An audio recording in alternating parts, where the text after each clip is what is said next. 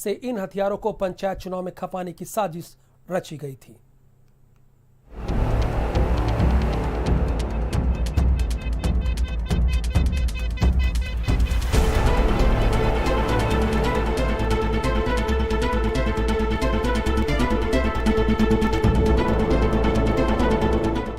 UP में पंचायत चुनाव की अधिसूचना जारी हो गई है। 4 चरणों में चुनाव होना है, लेकिन मेरठ में पंचायत चुनाव की जो तैयारियां की गई हैं, वो देखकर आपके होश उड़ जाएंगे।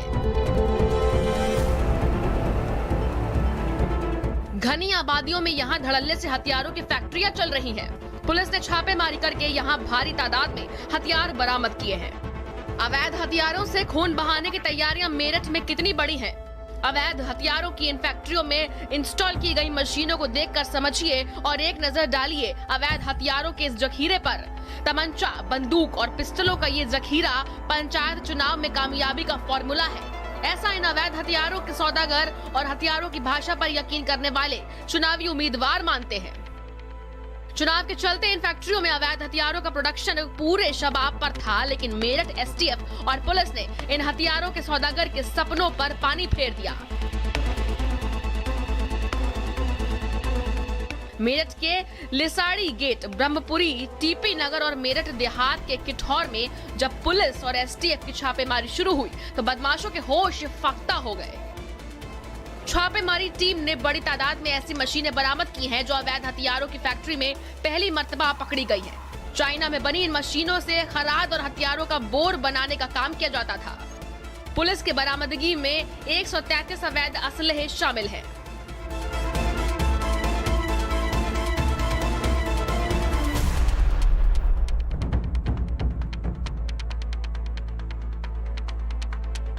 तो एक सूचना पर टीपी नगर में रेड की गई और उसमें काफ़ी आधुनिक मशीनें और काफ़ी मात्रा में पिस्टल और कंट्री मेड वेपन बरामद किए गए।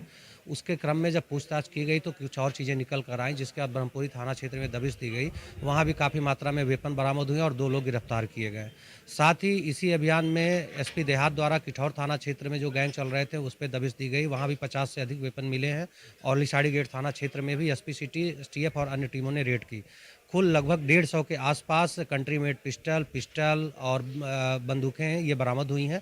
भारी मात्रा में कारतूस बरामद हुए हैं और 50 से अधिक अदबने वेपन बरामद हुए हैं।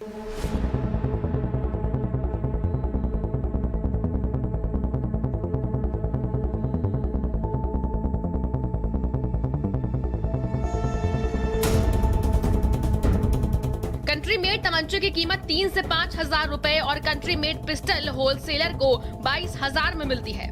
ग्राहक को पिस्टल 32,000 की मिलती है।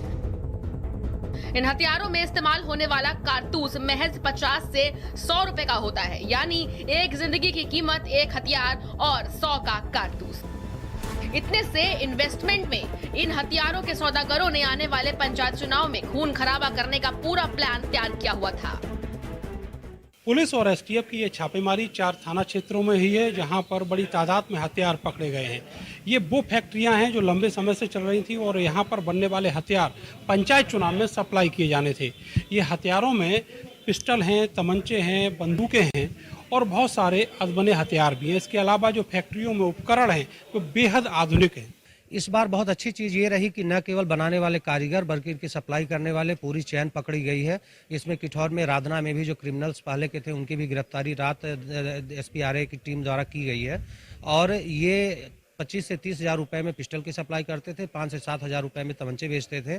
पूर्व में भी इनमें से कुछ अभियुक्त जेल जा चुके हैं और बाकी चीज़ें क्रैक की गई हैं। बहुत सारी चीज़ें इनसे पूछताछ में निकल के आई हैं, कहाँ कहाँ ये सप्लाई कर रहे थे, किसको किसको बेची थी, उन सबके खिलाफ भी पुलिस टीम कार्रवाई कर रही है।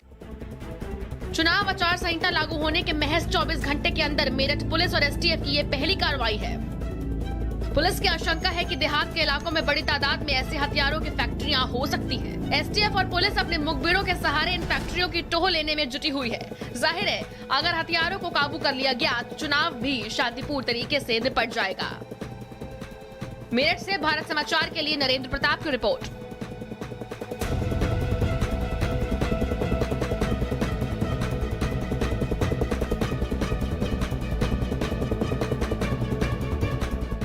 मेरठ शहर में रंगबाजी